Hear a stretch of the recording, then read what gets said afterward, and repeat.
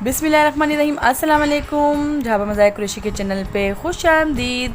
शब बारात के मौके पे लेकर आई हूँ मैं चने की दाल का हलवा। तो मैंने घी लिया है यहाँ पर 1 पा और चने की दाल मैंने इसको बॉयल कर लिया और इसको मैंने पीस लिए सिल पे। ये चने की दाल मेरी है 1.5 पा। इसको मैंने सिल में पीस ली थी। इसको बिल्कुल बारीक इस तरीके से मैंने इसको पीस ली दाल को। और दाल को बॉयल करते वक्त मैंने कुछ भी ऐड नहीं करा है, सिर्फ दाल बॉयल करिए।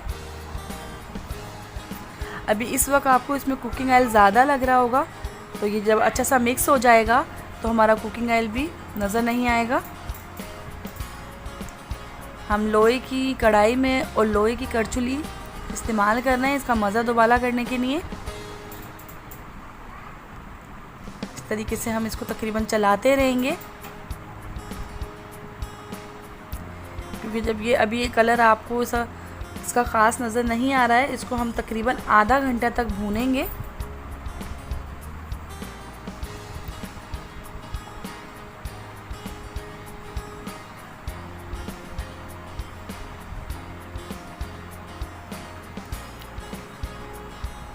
बिस्मिल्लाहिर्रहमानिर्रहीम। अस्सलाम वालेकुम। ढाबा मज़ाहिर कुरैशी के चैनल पे कुकिंग, बेकिंग, ब्लॉगिंग और इंटरटेनमेंट देखने के लिए सब्सक्राइब कीजिए, लाइक कीजिए, बेल आइकन के बटन को लाजमी प्रेस कीजिए और कमेंट बॉक्स में अपना इजहार दीजिए कि ये चैनल आपको कैसा लगा।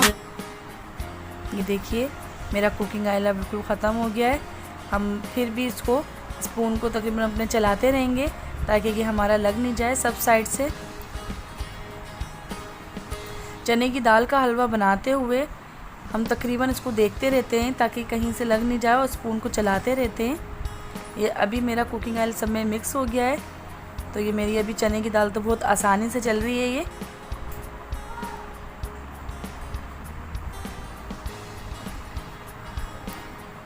इसको इस तरीके से ही हम चलाते रहेंगे। ये देखिए अब मेरा कितना थिक हो गया है ये, मगर मैंने इसको बिल्कुल भी लगने नहीं दिया है। स्पून को हम साफ़ करके और सब तरफ से साफ़ कर लेंगे। जब ये मेरा थोड़ा थिक हो जाएगा तो इसमें मैं चीनी ऐड कर दूंगी। चीनी मेरी 1.5 कप इसमें ऐड करी है मैंने।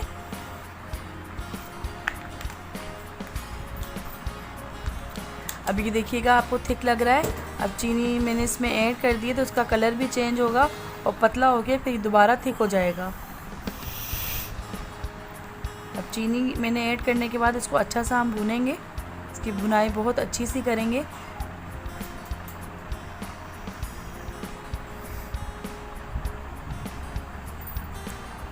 शब बारात के मौके पे मुझे दुआओं में याद रखिएगा और मेरे लिए खूब दुआएं कीजिएगा। यहाँ मैंने इलायची ली है तकरीबन 15 और इसको मैंने कूट लिए दाने निकाल के मोटा मोटा। ये देखिए इस तरीके से। तो मैं यहाँ इलायची पाउडर इसमें ऐड कर दूँगी, क्योंकि इस महीने में नामा एमाल लिखे जाते हैं। पिछले साल के बंद हुए हो जाते हैं नामा एमाल और इस दिन नए नामा एमाल लिखे जाते हैं। तो आप मेरे लिए बहुत सारी दुआएं कीजिएगा और मैं आप लोगों के लिए दुआ करूँगी।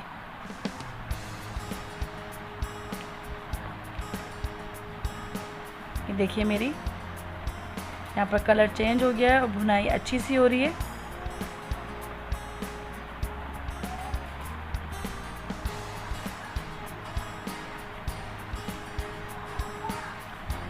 देखिए स्पून के साथ साथ मेरी सब दाल एक तरफ हो जा रही है। तकरीबन मेरी भुनाई अच्छी हो गई है और घी भी मेरा तकरीबन सही डला हुआ है इसमें। तो यहाँ पर मेरा हलवा समझे तैयार है। अब हम इसकी फाइनल लुक की तरफ चलते हैं। इसको मैं एक ट्रे में, सीधी ट्रे में निकाल लूँगी, क्योंकि हम ये कतली वाला चने की दाल का हलवा बना रहे हैं ताकि हमें कतलियाँ बनाने में आसानी रहे। इसको हम एक सा कर लेंगे और गार्निशिंग के लिए मैंने इसमें बादाम लिए। आप ड्राई फ्रूट कोई से भी ऐड कर सकते हैं। और हम इसको इस तरीके से दबा लेंगे। और ये मेरी गरी है, तो ऊपर से मैंने गरी ऐड करी है। तो कल शब बारात है, ये रेसिपी मेरी आप लाजमी ट्राई कीजिएगा। बहुत आसान तरीके की और बहुत जल्दी बन जाने वाली रेसिपी है। तो इस तरीके से मैंने इसको कतलियाँ काट ली।